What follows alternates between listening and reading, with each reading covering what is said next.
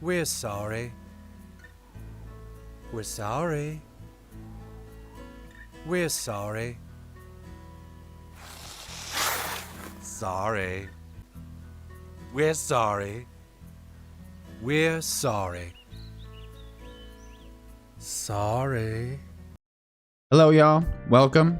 I'm Troy, and let's talk about yet again one of my favorite game series, Total War, baby. So it hasn't been too long since I've talked about Total War. It was only December 9th when I dropped my ultimate Total War tier list. But since then, a lot has happened with regards to Creative Assembly's business strategy towards Total War. And I would love to talk about this because what they've done here is significant. And I like to give credit where credit is due. And I'm not going to have much fluff here like I do with my reviews or tier lists, so let's go ahead and get straight into it. On December 14th, Creative Assembly made an official blog post essentially coming out and saying sorry for their questionable business decisions and for treating their fan base like shit. I'll throw some of it up on screen and you can pause and read through it if you'd like, or I'll put a link in the description below and you can go ahead and read it all yourself. But wow. Wow. They must have, seen my Total War tier list or my Pharaoh review and really decided to change course.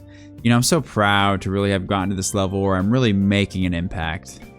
In all seriousness, this post is great. CA essentially says, hey, we hear you, we fucked up, we're sorry, and this is what we're gonna do about it. Honestly, reading this, it does sound like they are sincere. I'm sure Pharaoh's lukewarm reception and flop, as well as the canceling of Hyena, both played a big part in Sega and CA taking a good long look in the mirror at what was really happening. They had Total War, which was making them a lot of money, but then they decided to chase some shitty trends and Hyena, and it lost them a lot of money. Maybe they said, hey, let's actually focus on what we're good at, what was making us a lot of money. So, I do get a sense that they are really refocused here.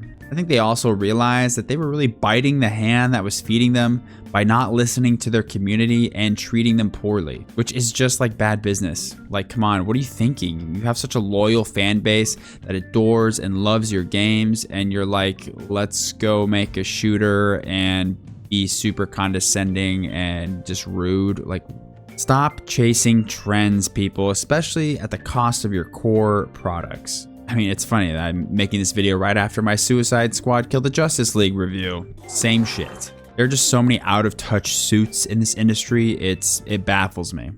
CA can't undo the damage that has been done, but everyone deserves second chances as long as they own up to their mistakes. So, Creative Assembly, it's okay. I forgive you. Bring it in.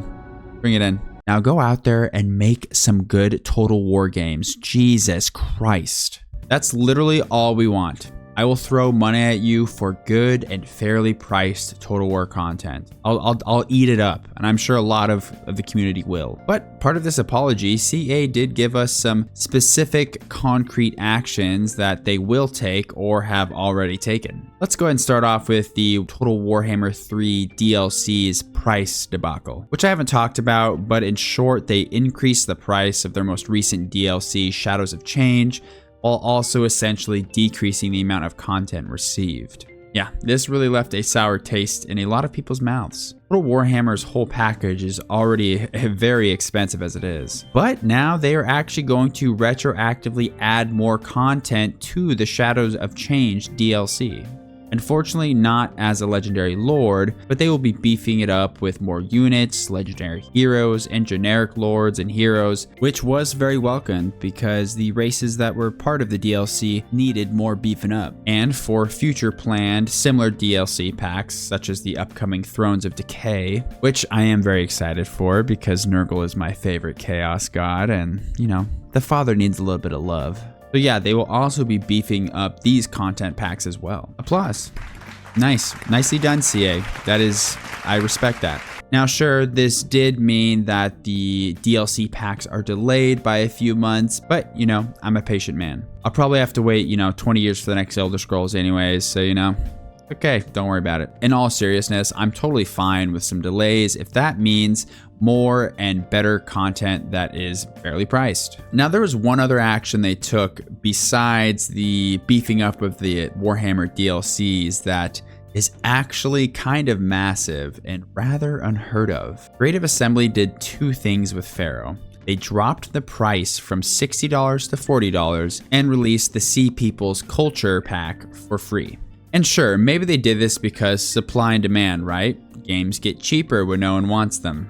Well, no, they actually issued $20 refunds to everyone who bought the game at $60, retroactively making the launch cost $40. I have never heard of a developer lowering the price of a game and actually issuing refunds to people who bought it at that higher cost. I'm sure there are some instances out there, let me know down in the comments if this has happened before, but at least this is the first time it's happened to any game that I've bought. This was refreshing to see when the modern gaming industry is just rampant with anti-consumer practices. And the Sea People's DLC, I kind of had a feeling they would release it for some brownie points regardless, but it's nice.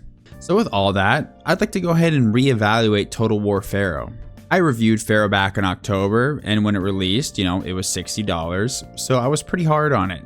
My final score was a 6 out of 10, which isn't awful. There are some good mechanics, and it was polished, and it's a Total War game, so the core gameplay is still great fun. You get these giant epic battles, right? But for Total War standards, this game was a letdown.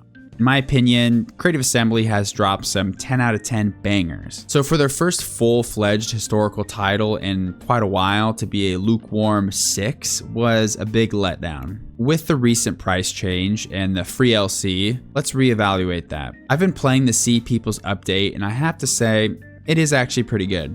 One of my major criticisms of Pharaoh was that the different cultures between the Egyptians, Canaanites, and the Hittites all felt too similar. Now, I will say the Sea People's does change it up a bit. I mean, it adds something that we've seen before in Total War games, which is a horde faction, so it's nothing too groundbreaking. But it is new to Pharaoh, so I did appreciate that. And playing a horde faction does tie in nicely with some of Pharaoh's unique mechanics, like being able to take over and control outposts in enemy territories that gives your armies buffs and debuffs enemies. However, I was a bit disappointed again by just the variety of units available, but it's tough with the Bronze Age and the limited scope of Pharaoh. But with that in consideration, the Sea People do have some cooler looking heavy infantry. They kind of have like a barbaric, kind of seafaring Viking kind of theme. Bronze Age Viking, I guess. For the Sea People's update, that's all real cool. But the big thing to reconsider here is the $40 price tag, because that implies that Pharaoh is just a little spin-off like the Saga titles. It's just a small contained game that is just meant to hold us over until the next main course. Looking at Pharaoh from that perspective and price point, as well as with the Sea People included, I would rescore it to an 8 out of 10. It's a solid spin-off game that gives you some more Total War goodness, while introducing some small mechanics that freshen up the formula. Hi, is this DoorDash?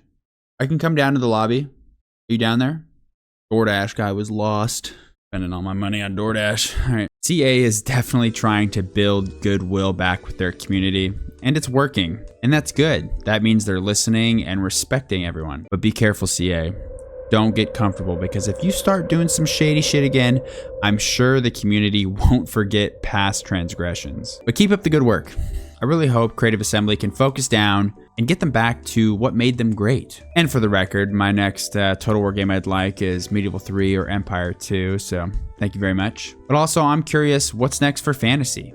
There are a ton of rumors out there that a Warhammer 40k Total War is in the works. Now, I think that would be very hard to pull off, but if they did, that would be fucking sick. That would be a great, that would be such a great game. And 40k is like the more popular Warhammer, so I'm sure it would sell very, very well. Now that's it, folks. If you liked the video, please don't forget to like, comment, and subscribe. Let me know down below. What's your thoughts on the recent shift in Creative Assembly's attitude toward the hand that feeds them? It's good they aren't biting it anymore, huh? Do you forgive them? Or is what they're doing not enough? Are you still holding their breath and maybe waiting to see if they can actually follow through with all these promises? Also, has anyone picked up Pharaoh now that the price has dropped? I would definitely say it's worth $40. I hope you enjoyed the video and have a wonderful day. Bye-bye.